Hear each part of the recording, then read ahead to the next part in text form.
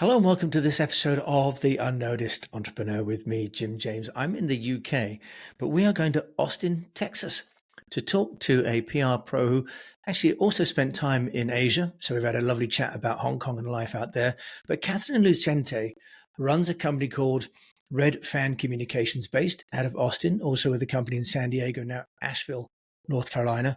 And she really specializes in helping tech startups and entrepreneurs to get noticed. And we're going to talk today about what is PR. What does it do? Who is it for? And how to make most use of an agency if you haven't got a large budget. We're also going to talk about how she's been building her own business for the last 15 years. Kathleen, welcome to the show. Oh, joy to be here. Thanks so much.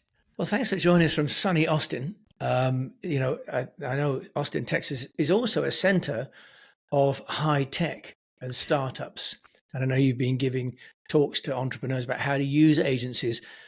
So with your background in running an agency and working with clients, tell us, is public relations really just for rich companies that have got lots of funding and it's really not for anybody else? What's your view on who PR is good for and when is it good for? And public relations should be in the mind of any entrepreneur at the very beginning of starting their company. And because public relations is not just the media relations, it's the building of the narrative and the storyline of the company and the story even behind the brand and the name of your company. So all of that is built up and written in copy on your website, right? And so that is the foundation. It is sort of the kickoff field for everything else. And then later at some point, when you decide to start doing some public relations with media, that is, or industry analysts, that's where they're going to go. And so you want to have, at the very beginning, a really great writer and someone who can truly look at what's going on with the competition and understand what is different about you and isn't just sipping the Kool-Aid, really is going to kick the tires on this and make sure you've got a solid story to begin with that can scale. For those people that aren't really familiar with PR and think of it as, sort of just spin, Kathleen, what's the role of PR and why should someone that's running a business allocate any time and effort to that compared to, say, direct marketing or LinkedIn or SEO work? Because often resources are limited. Entrepreneurs are wondering which one to do first, and they're not necessarily sure of the value of public relations. Can you just help us to understand what does public relations do to help a business? Public relations usually is a customized campaign that scales for a company, right? And so it can start at a very basic level. A lot of times when I'm meeting with entrepreneurs and they say, I can't afford an agency, so I just am not going to do it. I say, well, you're doing it without doing it, whether you know it or not. Somebody is looking at you and defining you right now based on the conversation you had at a cocktail party or whatever it may do. You are doing PR without having a PR specialist. So the best thing you can do is actually, whether it's working with an agency or working with a freelancer who's a great PR person, to at least start having some purposeful dialogue around it so that you know what you're putting out there, so you're attracting the right thing. And I believe that, not startups do not have to run out and hire an agency right off the bat, but they do need to have a point person internally, whether it's right now a journalism major that's working as an assistant to the entrepreneur that can at least begin to start to help with this. Start to think about who you're hiring now, that they are foundational for how you scale and can help you make sure your brand is protected. So listening to you there, though, Kathleen, you said that, PR is what you're doing even if you're not trying to, and that you'd be communicating about your business, for example, at a social function. Traditionally, people think of public relations as being media relations, reaching out to journalists, proactively sending press releases. From what you're saying, it's not just that. So what do you mean by that? How do you mean that people are communicating even when they're not trying to? Well, if you think of the words public relations, the public is any stakeholder outside of your company, but the public really for a CEO is also their employees, because nowadays what they're communicating internally, your internal communications, will seep out externally to reporters If a reporter is interested in your company and they're trying to find something, they're going to find it, whether it's a memo from the CEO or hearsay about a town hall. So it's really the communication you are doing. It is, what am I telling my employees about my mission as a company? What am I telling them about the goals that we have? Am I using that same communication with reporters? Or do I have a different story, or am I packaging it differently? If I want to influence industry analysts, so in the high tech industry, we like to make sure that analysts at Forrester or Gartner are also getting briefed before you go out to press. You're going in with, here's my slide deck, which I obviously hate PowerPoint and all that stuff, but you have to put those 12 slides together for those analyst firms. It's still a requirement. But it does force you in those 12 slides to have a very succinct story and case studies around why you exist, and data that the analyst can say, okay, great, you're working with these types of companies. That gives me confidence in you. So next time I'm talking to the Wall Street Journal and they ask me about a supply chain company, and if they're missing anyone, I'll make sure I mention you. And that's how you also start to get, in press. Really, PR is about building a reputation with stakeholders. It's also understanding where you could have a crisis. So when you're a CEO or an entrepreneur, you're putting all your love and attention into building your company or your service, your product, but understanding where your weak spots are and understanding how you're going to be able to protect that if there's a product flaw, if something goes wrong. It's so easy for a reputation to get torn down very quickly. So making sure you have really these insurance policies in place. And whether it's a freelancer or not, you can sit down and think those things through in advance, and you can rest a lot more knowing those are things are in place. So one element to that then, Kathleen, from what you're saying, is that there needs to be written down, whether it's 12 slides or at least a few slides, written down by the founder, what they believe the company is doing, why it's doing it, who it's doing it for. Is that what you mean? So there's somewhere other than a sales brochure, there is a distillation of the vision of the company. Is that the basis of PR? At least you have to start there, your mission, vision, values, but also how are you showing that every day, every quarter? How are you showing your employees? Remember, we said we were going to do this and we've achieved it in these ways. And that's how then you take that data and you're able to package that up and then go out to the external public, as in the media or analysts, with that information. But you should be communicating really effectively internally before you're communicating externally. And so that's something that I really love for entrepreneurs to know, to do that. And also to realize that as they scale, they have to do that even better and better. You start, I call it going from club to corporate. You're a small company with certain behaviors, and you need to have those behaviors and best practices scale both internally and externally in your communication efforts. And what would that look like for my fellow unnoticed entrepreneur? They go, great, Kathleen, I get it. I need to write down somewhere what I stand for that's not a product sales brochure. What would that look like, and where would they host that, or how would they communicate that in a structured way?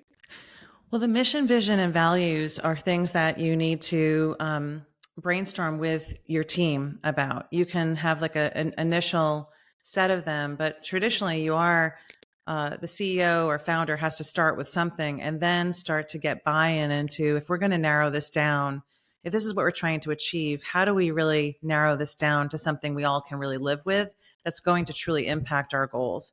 And what I like to do is we actually have a practice for doing this with companies where we help them say, okay, if this is the mission and this is the vision and this is the values, what does this look like and how my sales team behaves when they walk out the door? What does this look like and how they behave internally with our team and how I communicate? And what does this not look like? Behaviors I don't want to see as well. When you set those standards early on as an entrepreneur, you really are helping to establish the foundation for how a culture can blossom still organically, but with some ground rules and barriers, right? So things don't get too loosey-goosey.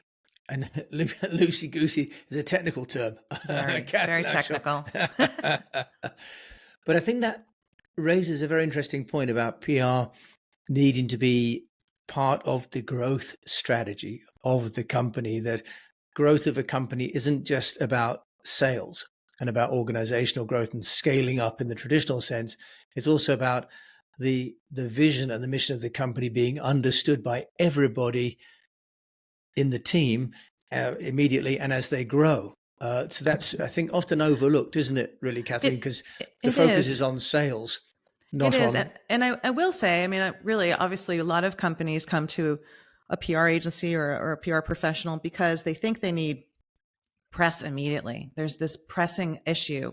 And it's either because they've got a funding announcement coming out or their sales team is saying, hey, we're not even getting invited to the dance. No one knows who we are, or we're trying to do cold calls. So there is still a real need to support your sales team, to give them what I call air cover, right? I mean, it makes it a lot easier if the entrepreneur or founder is on podcasts and in the right vertical publications and at the right trade shows. Those things do matter to that sales team, but you are only as good as your people at a company. And so if you're not fostering great communication early on, it all you can do is you can look at companies like the Away Suitcase Company out of the United States. And that CEO found herself on her back foot because she was sending out nasty grams through Slack to her sales team.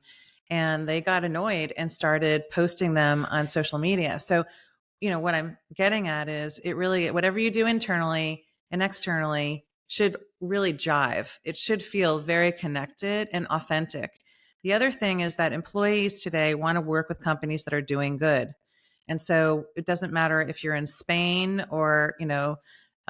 India or the United States. There's this: what are our values, and are we doing anything good in the community that we are part of? And so I see a lot of times we're helping companies figure out what nonprofit work they can do, and not so much just writing checks, but volunteerism. So entrepreneurs get nervous, like, oh gosh, I can't write a check. I'm just trying to make money here.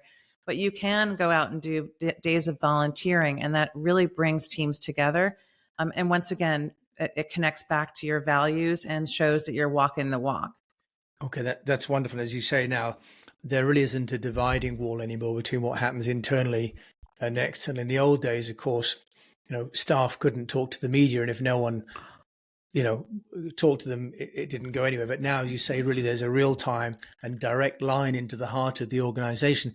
Kathleen, you run an agency at Red Fan. Not everybody can afford an agency. In fact, the very reason I started this podcast was because so many of my friends that are entrepreneurs can't afford an agency, right? Or not at the right time. How can an entrepreneur that's growing the company use the strategic skill sets within an agency to help them to grow? Because otherwise it's kind of like there's a nothing and then there's everything. And I think you've got some ideas about how you can help people to transition to being with an agency.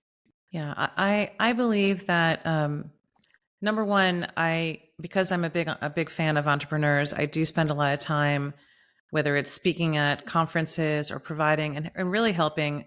This week is Startup Week in Austin, Texas. So last year I gave a talk on how do you scale your team internally and externally? When do you hire and who do you hire? And when do you use an agency versus not? And really helping people understand that there are a couple of moments in time that I think are really important for entrepreneurs to consider.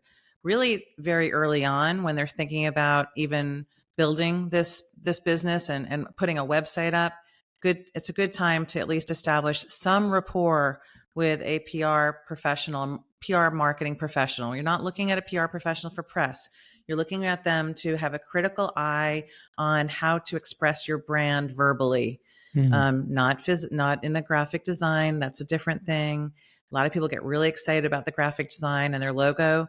That's lovely. But if we can't really articulate, and whether you're trapped in an elevator with a funder that you're hoping is going to give you money, and you can't articulate what it is that you do in a way that is going to be compelling, lost opportunity 24/7 without having that language. So having a really great narrative writer, someone who is going to do competitive intelligence and really challenge you on your thinking before you walk out the door, because we often only have one chance to make impressions with very important people in meetings. So that early stage, I call it the brand positioning narrative work. If you can hire an agency or a person at an agency to do that work with you early on, then you can take that and then move it into website copy, into marketing materials. All that copy will then be defined, and you can move it out into your social channels and those types of things. The other times are you've got a major finance announcement, or you want to do you're ready to launch a product and you don't know how to do the industry analyst relations bit. You could hire an agency or a specialist just to do that bit. So that's really important. But at the same time, I recommend, like I said, for the entrepreneur not to be the primary liaison with the PR agency or the partner. Having somebody on the team that is very organized, is helping you with your website, your social, and all those things, and can be part of that process is really helpful. It'll be more affordable in the end if you have someone like that. And entrepreneurs are getting pushed in many different directions. And so while they need to be part of the process, having to manage it might be a little frustrating, might not be their favorite thing to do. Kathleen, that's great advice. And presumably entrepreneurs can reach out to an agency or an individual that they find on Upwork, for example, or in a local organization, and pay either by the hour for some Yes. consultancy or as a project. So it doesn't have to, it could be scalable according to the resources, right? It doesn't have to be a big It can be commitment. scalable. What I would suggest, though, in terms of using your funds well, is try to find people who have already worked within your industry, because they can get up to speed faster. They're not building a media list from scratch. They already know the right people. So you want to find people who've worked within your industry. That can really make a big difference for you, versus just a generic somebody who's worked in a variety. Maybe they worked in I don't know, a bicycle company, and now they're trying to understand supply chain or something like that. It's going to take them longer to get up to speed, and you're going to want to paying for that. You don't want to have to pay for that. You want someone Yeah. who is a trusted advisor early on because of their knowledge of your industry. Yeah, so a domain expert really helps, Precisely. doesn't it? And that's why, in a way, AI can't really help, because you need a third party, independent and objective view, don't you? Rather than someone or a machine that just slavishly gives you something that's out of context. That is correct. I mean, it's fun to see how people are using AI. I'm a big believer in using it in selective ways, but interviewing the sales team and understanding what objections they're running up against when they go out to talk to, after like the first few months of maybe being out there, maybe they're running into objections. You might need to go back and tweak marketing language, might need to tweak certain ways you're communicating with. And so that's an ongoing marketing and communications effort. You have to stay in touch with your team and not just say, well, it's a one and done thing. Good luck with it. Get out there. No, exactly. And still the importance of having people on your side. Kathleen, you set up Redfan after an illustrious corporate career in Asia. As an entrepreneur, let's just get from you, what have you done to be building Redfan? Because it's, you're a PR person building a brand. How have you done that? I think that it's a mindset. So the first thing when you think about the brand Redfan is it's not Kathleen Lucente Communications. I purposely named it Redfan as my sayonara to the corporate world when I was moving back from the United States to the United States from Asia.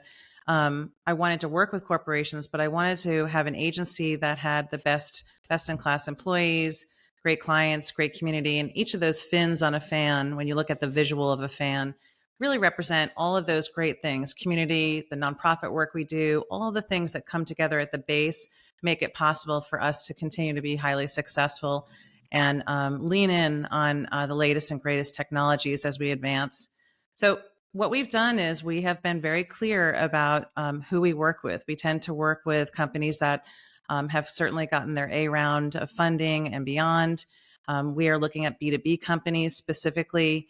We are focused in the tech business. We've done a lot in the fintech side, insurance tech, cannabis as well, and lighting technology and agri-tech. So we've leaned in quite a bit into those expertise. And so one of the things that I've done is I've hired people who are former journalists who are on my team.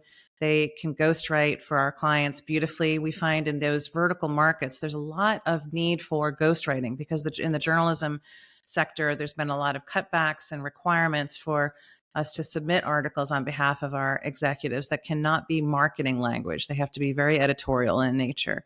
But in terms of building the agency as a reputation, I would say the company as a whole, we do nonprofit work in our backyard on a regular basis, and that has created a lot of goodwill within our community. Everything from the Trail of Lights, which is 500,000 people go through it over a course of 2 weeks. It needed help to become a sustainable event, and we helped bring in the sponsors and all of the elements to make it so that now it is truly a sustainable event. And at this point, it really only needs a publicist. But for about 5 years, we established that. The world's oldest kite festival is in Austin, Texas.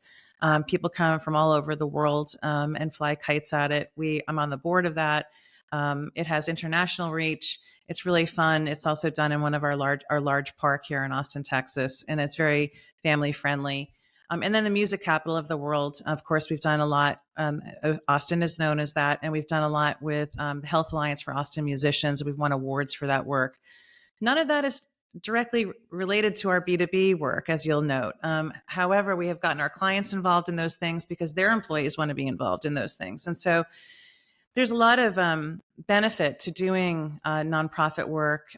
I also have done quite a bit in the crisis work space, and I'm kind of on, I would call it like the 911 or a call for a number of companies in town. So most of that you don't see on our website, but people call if they're in a jam. They know that we know how to appropriately address that, make sure they're not the headline in the New York Times and those types of things. So we have a solid expertise and reputation around that as well. And then finally, I would say our reputation of bringing companies public, helping companies from startup all the way up to making sure they're doing all the right things if they want to go IPO or go through a SPAC or want a position to be acquired.